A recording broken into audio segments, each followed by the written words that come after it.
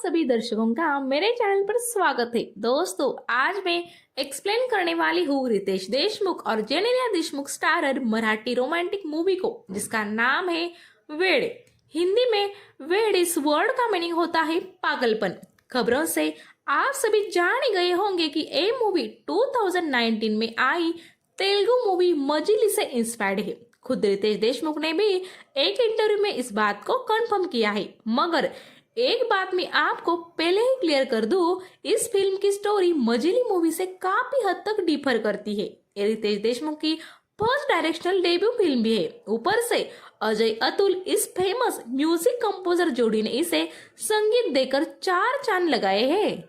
रितेश ने इसके पहले जितनी भी मराठी मूवीज की है वो सब सुपर डुपर हिट रह चुकी है, क्योंकि रितेश के लिए मराठी इंडस्ट्री होम ग्राउंड है और अपने होम ग्राउंड पर हर कोई चैंपियन जरूर होता ही है। अगर आपको मेरे वर्ड्स क्रिकेट की याद दिला रहे हैं तो मैं आपको बता दूं कि इस मूवी में भी काफी कुछ क्रिकेट से ही जुड़ा है। तो चलिए बिना ज्यादा वक्त गवाए आपको सीधा ले चलती हूँ इसके एक्सप्लेन की ओर।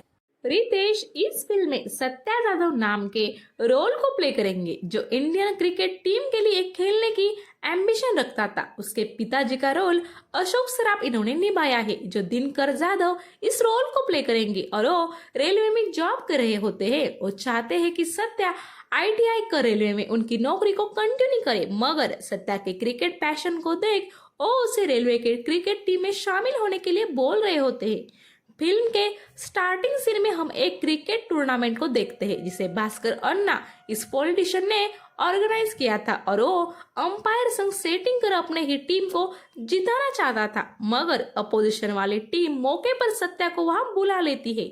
इसके बाद सत्या ब्लूटूथ हेडफोन से उनके बैट्समैन को गाइड कर वो मैच जिता देता है। इसके बाद विनिंग टीम सत्या को कुछ पैसे ऑफर करती है, मगर सत्या उन्हें बोलता है, मुझे सिर्फ तुम लोग ताज होटल में रूम नंबर 606 बुक करके दो। जिसके बाद वहां जाने पर हम देखते हैं कि सत्या वहां अकेले ही दारू और सिगरेट पीकर टीवी पर मैच देखते हुए एक मोमेंट पर अपनी आंखें बंद कर कुछ बातें याद करने लगता है। फिर हमें फ्लैशबैक में दिखाया जाता है कि सत्या रेलवे क्रिकेट टीम में शामिल होना चाहता था। वो एक अच्छा प्लेयर होता है, मगर कोच के नजर में आने के लिए उसे अपना हुनर दिखाने का मौका ही नहीं मिल रहा था। इसी बीच अगली टूर्नामेंट में शामिल होने के लिए जब सिलेक्शन प्रोसेस चल रहा था, तब वह सत्या की मुलाकात उस टीम के कैप्टन से होती है, जो उसे 10,000 के बदले टीम में जगह देने की ऑफर देता है। अब सत्या की फाइनेंशियल कंडीशन इतनी सही नहीं होती, इसलिए वो अपने खास दोस्त जॉन्टी को इस बारे में बताता है। वो उसे बोलता है, तू एक काम कर, मेरे पड़ोस में कल एंगेजमेंट है, वहाँ लाइटिंग के काम में मेरा हाथ बटा दे, हम वहाँ से 10,000 कमा लेंगे। इसके बाद सत्या अगले दिन वहां जाकर काफी मन लगाकर अपना काम करने लगता है। इसी बीच एक्सीडेंटली उसके सामने निशा काट कर आ जाती है, जिसे देखकर सत्या क्लीन बोल्ड हो जाता है। इसके बाद वो वहां सिर्फ उसे ही देख रहा होता है, मगर वहां के बच्चों संग बातें करते करते उसे गलतफहमी हो जाती है कि एंगेजमेंट जिस लड़की की हो रही है उसकी ऑलरेडी 2 शादियां हो गई है और उसे 2 बच्चे भी। ये बात लड़के वालों को समझने पर वो एंगेजमेंट टूट जाती है। एक गलत फहमी किसने क्रिएट की, इसकी जानकारी लेने पर वो लाइटिंग वाला सत्या ऐसी जानकारी बाहर आती है। जिसके बाद निशा काफी गुस्सा हो जाती है, क्योंकि उसके सिस्टर की एंगेजमेंट जो टूटी थी। अगले दिन एक क्रिकेट मैच दौरान निशा अपने नेवी टीम के दोस्त को जाकर बोलती है कि सत्या को बाउंसर डालो। जिसके बाद अच्छा खेल रहे सत्या को बाउंसर ही डाले जाते हैं। एक समय पर निशा अपने बैग से मिरर निकालकर उसके रिफ्लेक्शन को सत्या की आंख पर पॉइंट कर देती है, जिस वजह से सत्या के सिर पर बॉल लगती है और उसे थोड़ी चोट लग जाती है। घर आकर निशा को पता चलता है कि एंगेजमेंट में क्रिएट हुआ कंफ्यूजन घर के बड़े लोगों ने सॉर्ट आउट कर लिया है। सत्या ने भी कल ही दुल्हे को मिलकर और सब कंफ्यूजन बच्चों के शैतानी को वजह से क्रिएट हुआ था ये बता दिया है। इसके बाद निशा को अपनी आज की हरकत पे शर्मिंदगी फील होती है। वो सत्या को मिलकर सॉरी बोल देती है, फिर उसे अपना दोस्त समझकर सिस्टर के एंगेजमेंट और शादी के लिए इनवाइट भी करती है। इस दौरान वो उसके संग शॉपिंग भी जाती है, जहां उसे एक महंगा लहंगा भी पसंद आता है, मगर शॉप क्लोज होने की वजह से वो उसे खरीद नहीं पाती। फिर अपना हीरो सत्या अगले दिन रेलवे के टीम से मौका न मिलने पर भास्कर अन्ना की टीम से खेलकर सेंचुरी ठोक देता है और अपनी टीम को शानदार जीत दिलाता है। वहां से मिले प्राइज मनी और उनके एरिया की एक भंगार लूना को बेचकर उनके पैसों से वो लहंगा खरीद के निशा के रूम में रख देता है। अगले दिन निशा पहनकर जब शादी में शामिल होती है तब वो सत्या को और सत्या उसे ही देख रहे होते हैं। वो भी सत्या को इस गिफ्ट के बदले उसे अपना वॉकमैन गिफ्ट में देती है जिसमें वो अपना फेवरेट सॉन्ग फिट कर देती है। उसे सुनने के बाद हमें पता चलता है कि प्यार की आग अब इन दोनों के मन में बराबर की जगह है। इसके बाद सत्या उसे एक जगह जाकर उसने की लाइटिंग दिखाता है जिसमें I love U A design होता है। इसे देखकर निशा खुश होकर उसे बोलती है, इतना प्यार करते हो मुझसे? तब सत्या बोलता है, सिर्फ प्यार नहीं, पागलों जैसा प्यार करता हूँ मैं तुमसे। जिस पर निशा, मैं तुम्हारे पागलपन को करीब से महसूस करना चाहती हूँ, ऐसा बोलकर चली जाती है। सत्या उस वॉकमैन के सॉन्ग को सुनते ही घर बाइक से लौट रहा होता है। तभी वो भास्कर के गुंडों को गलती से टक्कर मार देता है। वो लोग मैच जीतने की वजह से अब उसे दोस्त मानने लगे थे। इसके बाद उनमें से एक गुंडा सत्या को बोलता है, आजकल निशा संग तू जो यहाँ वहाँ घूम रहा है उसे पूरी दुनिया देख रही है। इससे अच्छा तुम लोग हमारे ऑफिस में अकेले प्यार करो। अगले 2 दिन तक ऑफिस बंद है, वहाँ कोई नहीं आएगा, ऐसा बताकर उसे ओ किस भी दे देता है। अगले दिन सत्या वहाँ जाने की तैयारी में मेडिकल स्टोर जाकर भी जरूरी चीजें खरीद लेता है। फिर वो निशा को उस ऑफिस ले जाता है।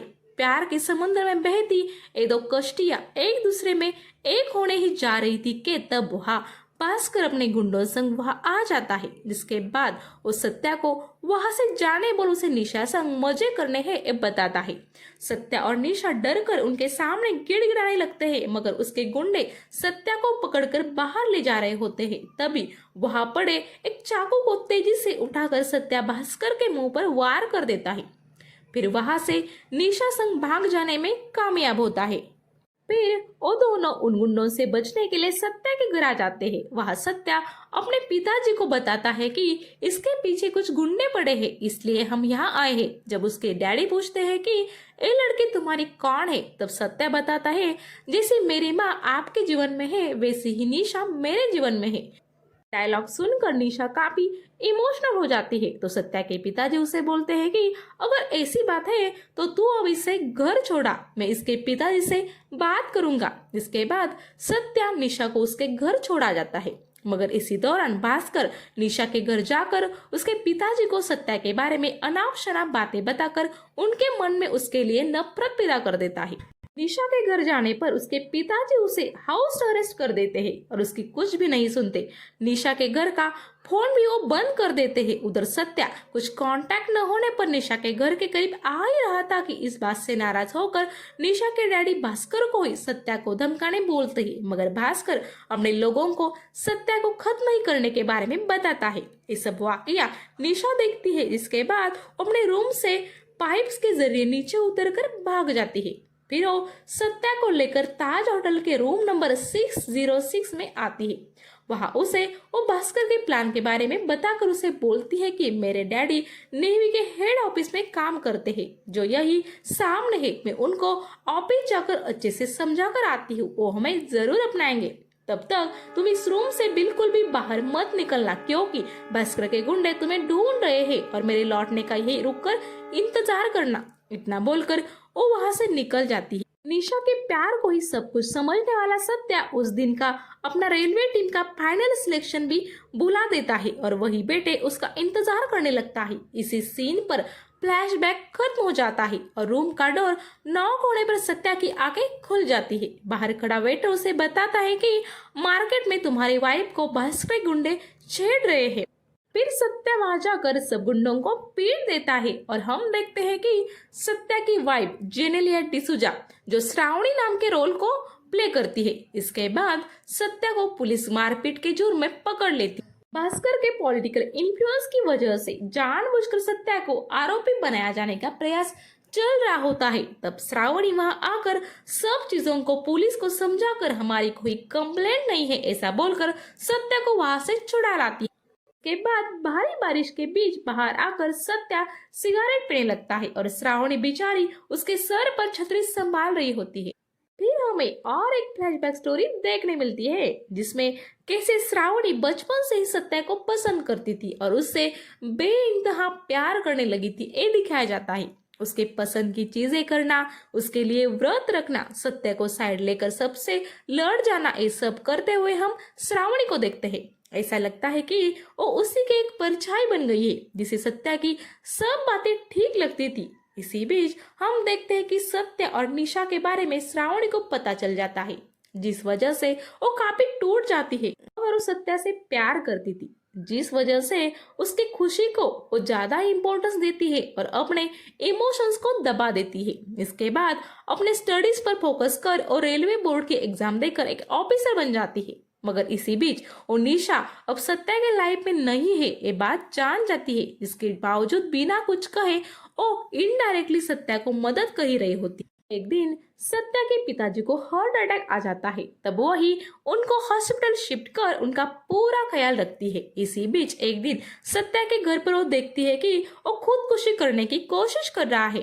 तब वो अपने पेरेंट्स के लाख मना करने के बावजूद सत्या के संग शादी करने का फैसला कर लेती है। उसे पता था कि सत्या के दिल में अभी भी निशा बसी है, इसके बावजूद सिर्फ अपने प्यार का ख्याल रखने के लिए वो उसकी पत्नी बन जाती है। श्रावणी के इतने बड़े फैसले से सत्या के पिताजी भी नाखुश थे, क्योंकि अब उनका बेटा बेवड़ा और आवारा बन गया था। वही श्रावणी एक जिम्मेदार टैलेंटेड लड़की थी, मगर श्रावणी उन्हें समझाती है कि मैंने भी सत्या से पागलों की तरह प्यार किया है। अगर वो मुझसे प्यार ना करे तो ना सही, मगर मैं अपने प्यार को इस हालात में छोड़ नहीं सकती। श्रावणी का इस समर्पण देखकर सत्या के पिताजी भी उसे अपनी बेटी मानने लगते हैं। इसके बाद फ्लैशबैक से हम बाहर आ जाते हैं।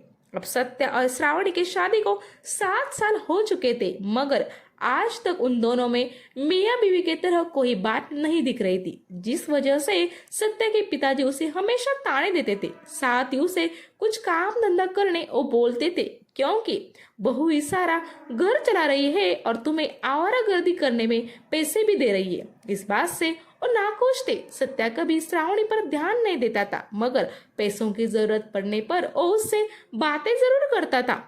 श्रावणी बेचारी चुपचाप ये सब सहन कर रही थी, क्योंकि उसे विश्वास था कि एक दिन सत्या उसे जरूर अपनाएगा। इस वजह से वो अपने पेरेंट्स के ताने और ऑफिस के कलीग्स की गॉसिप भी वो इग्नोर करती है। इन सब के बीच एक दिन भास्कर द्वारा बाहर में इंस्टॉल होने के बाद सत्या अपने लिए एक क्रिकेट कोच की जॉब ऑफर एक्सेप्ट कर लेता है।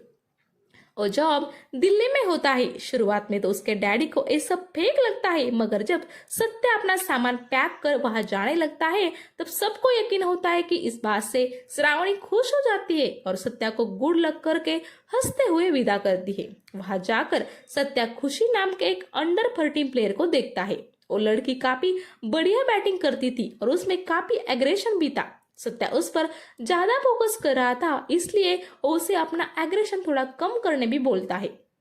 इस वजह से उस लड़की से उसकी बहस भी होती है। प्लेयर को अपने कोच की इंस्ट्रक्शन हमेशा सुननी होती है। एक कई बार समझाने के बावजूद खुशी में बदलाव नहीं दिख रहे थे, जिस वजह से सत्या उसे एक टूर्नामेंट से बाहर कर देता है। के बाद खुशी अपने अगले दिन अपने नाना संग वहां कोच की कंप्लेंट करने आती है। तब सत्या को पता चलता है कि उसके नाना जी निशा के ही पिताजी है। फिर उनसे उसे पता चलता है कि उस दिन जब निशा उन्हें समझाने आई थी तब उसे झूठी बातें बताकर ये जता देते हैं कि सत्या को भास्कर के गुंडों ने मार दिया। इसके बाद वो निशा संग दिल्ली शिफ्ट हो जाते हैं। कुछ सालों बाद उसकी शादी अपने दोस्त के बेटे कुमार संग कर देते हैं। निशा तुम्हारी तरह ही अपने बेटी को क्रिकेटर बनाना चाहती थी। इतने सालों बाद भी वो तुम्हें बुला नहीं पाई थी, मगर 2 साल पहले उसका और उसके पति का कार एक्सीडेंट में मौत हो गई। इसके बाद मैं ही अब खुशी का ख्याल रख रहा हूँ। ये सुनने के बाद सत्या अब खुशी से प्यार से बिहेव करता है। एक टूर्नामेंट में शामिल होने के लिए उसे वो मुंबई अपने घर भी उसके नाना जी के परमिशन से ले आता है। घर आकर वो अपने पिताजी को खुशी कौन है ये सब बता देता है, जो सुनकर उसके पिताजी को लगता है कि इस बात से शायद श्रावणी बुरा मान जाए। मगर श्रावणी का दिल तो समंदर से भी बड़ा था और सब जानने के बावजूद खुशी का ख्याल काफी प्यार से रखती है और उसका डेली शेड्यूल अपने काम को संभाल कर अच्छे से मेंटेन करती है। अब खुशी और श्रावणी में भी अच्छी बॉन्डिंग हो गई थी। इसी बीच रेलवे से खेलने के लिए खुशी को मौका मिल सकता है। ये बात सत्या को सिलेक्टर्स बताते हैं, मगर एक शर्त ये थी कि खुशी के पेरेंट्स में से कोई एक रेलवे में जॉब करने वाला होना चाहिए। इस वजह से सत्या श्रावणी को क्या हम खुशी को अडॉप्ट कर ले ऐसा पूछता है। श्रावणी रेलवे एम्प्लॉय थी, जिस वजह से खुशी का सिलेक्शन मुमकिन होने वाला था। श्रावणी भी इस बात से एग्री हो जाती है। इसके बाद खुशी के नाना जी के परमिशन से सारी लीगल फॉर्मेलिटीज को पूरा कर खुशी को वो कपल अपना लेता है। इसी बीच खुशी के नाना जी श्रावणी को बोलते हैं, तुम्हारा दिल काफी बड़ा है, आज तुमने जो किया है शायद ओ मेरी बेटी भी कभी नहीं करती। खुशी के घर आने से श्रावणी के लाइफ में काफी कुछ बदल जाता है। अब सत्या भी उससे घुल मिल रहा था, उसकी केयर कर रहा था। अब उन मियां बीवी में प्यार की कलियां खिलने लगी थी। इसी बीच खुशी का रेलवे टीम में सिलेक्शन हो जाता है। उसे लेकर सत्य और श्रावणी घर आते हैं। तब एक काम निपटा कर आता हो ऐसा बोलकर सत्य वहां से ताज होटल जाता है और वो 606 रूम को ही देख रहा होता है। ये बात देखकर श्रावणी नाराज हो जाती है। अगले दिन वो अपने ऑफिस से उसे मिल रहे प्रमोशन को एक्सेप्ट कर नागपुर शिफ्ट होने लगती है। तब उसे सत्य बिल्कुल रोकता है, मगर उसे छोड़ने और रेलवे स्टेशन पर जरूर जाता है। वह विदा लेते वक्त श्रावणी उसे एक लड़की की स्टोरी सुनाती है कि किस तरह से उसने एक लड़के पर सब हदें तोड़कर प्यार किया, कैसे अपनों की नाराजगी मोड़ ली, दुनिया की गलत नजरों का सामना किया, उसने उस लड़के की हर इच्छा पूरी की, सब जिम्मेदारियां निभाई, बदले में उसे मिला क्या? धोखा। जिस पर सत्या पूछता है, मैंने तुम्हारे साथ क्या धोखा किया? इस पर रोते हुए श्रावणी बोलती है, तुम्हें मेरी परवाह नहीं थी, उधर तक ठीक था, मगर मुझसे झूठा प्यार जता के तुम फिर भी ताज होटल में क्यों कल चले गए? जिस पर सत्य उसे बताता है, माना मैंने तुम्हारे साथ काफी नाइंसाफी की है, तुम्हें हमेशा टेकन फॉर ग्रांटेड लिया है, मैं निकम्मा हूँ पर गलत नहीं। मैं कल ताज होटल के 606 में निशा को आखिरी विदा करने गया था। मैंने उसे बताया कि तुम्हारा मेरा साथ इधर तक ही था, अब मेरे जिंदगी में कोई और है जो मुझसे बेहद प्यार करता है, अब मुझे उसके प्यार में खो जाना है। श्रावणी ने तुम्हारे बेटी को भी मेरे कहने पर बिना कुछ सोचे अपना लिया है। अब तुम ही बताओ, क्या ऐसे इंसान को मैं और भी दुख दे सकता हूँ? सुन के श्रावणी बोलती है, अगर फिर भी मैं नागपुर जाना चाहूँ तो? जिस पर सत्या बोलता है, जरूर जाओ, कोई प्रॉब्लम नहीं, क्योंकि अब मैं तुम्हारी परछाई बन गया हूँ। ये सुनकर श्रावणी फूट फूट कर रो पड़ती है और सत्या को गले लगा लेती है। फिर वो दोनों एक रोमांटिक किस करते हैं और इसी सीन के साथ एक इमोशनल मूवी खत्म हो जाती है। एंड में सलमान खान और रितेश इन पर शूट किया गया एक कैमियो सॉन्ग दिखाया जाता है, वो काफी बढ़िया है। तो दोस्तों, आपको मेरा एक्सप्लेन कैसा लगा एक कमेंट करके जरूर बताइए। साथ ही चैनल को सब्सक्राइब कर मुझे सपोर्ट जरूर करें। तो चलिए अब वक्त हुआ है आपसे विदा लेने का। Good bye.